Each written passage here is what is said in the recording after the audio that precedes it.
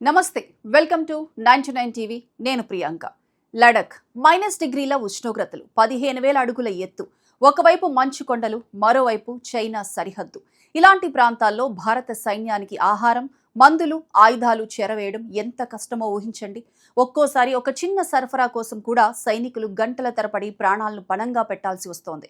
కానీ ఇప్పుడు ముగ్గురు భారతీయ యువకులు రూపొందించిన ఒక డ్రోన్ ఈ మొత్తం వ్యవస్థనే మార్చబోతోందని నిపుణులు చెబుతున్నారు. దాని పేరు సబల్-20.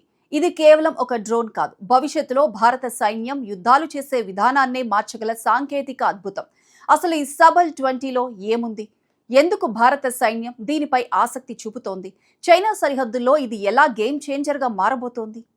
ముందుగా ఒక సాధారణ ప్రశ్న. హైదరాబాద్లో ఎగిరే ఒక సాధారణ డ్రోన్ లడఖ్లో ఎందుకు పనిచేయదు? సమాధానం గాలి. అవును, గాలి. మనం ఉన్న మైదాన ప్రాంతాల్లో గాలి సాంద్రత ఎక్కువగా ఉంటుంది. డ్రోన్ రెక్కలు గాలిని కిందకు నెట్టగలవు, దాంతో అది సులభంగా ఎగురుతుంది. కానీ లడఖ్, లేహ్, చాంగ్లా పాస్ వంటి ప్రాంతాల్లో పరిస్థితి పూర్తిగా భిన్నం. అక్కడి గాలి చాలా పలుచగా ఉంటుంది.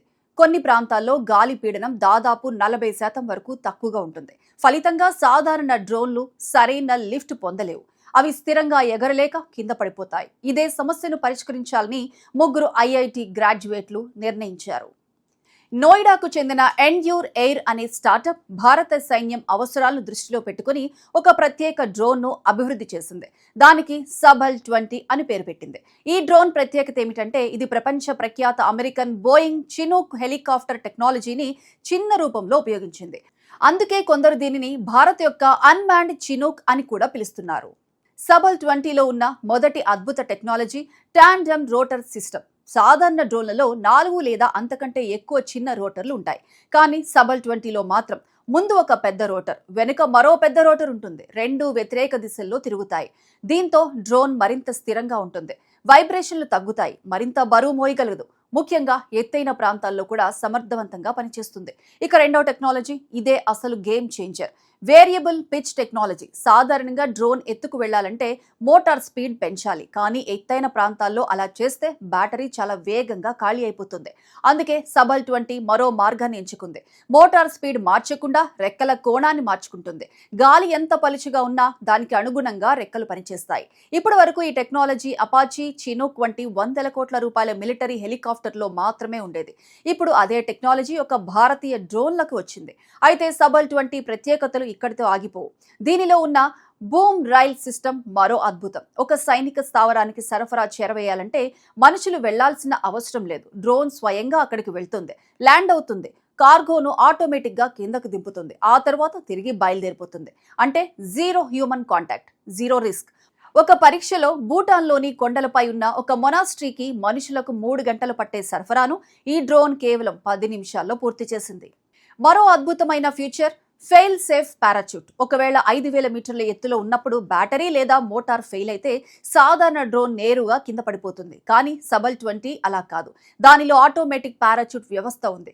అది వెంటనే తెరుచుకొని డ్రోన్ను, అందులోని సరుకును సురక్షితంగా కిందకు తీసుకొస్తుంది.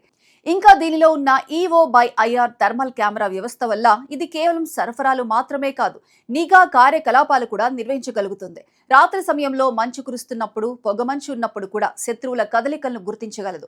అంటే ఇది ఒకేసారి కార్గో డ్రోన్, సర్వైలెన్స్ డ్రోన్ రెండిటి పని చేయగలుగుతుంది.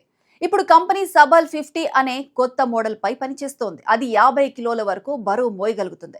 భవిష్యత్తులో 200 కిలోల సామర్థ్యం ఉన్న డ్రోన్లను కూడా అభివృద్ధి చేయాలని లక్ష్యంగా పెట్టుకుంది. అలా జరిగితే గాయపడిన సైనికులను తరలించే ఫ్లయింగ్ అంబులెన్సులు, దూర ప్రాంతాలకు వెళ్లే ఎయిర్ టాక్సీలు కూడా వాస్తవం కావచ్చు.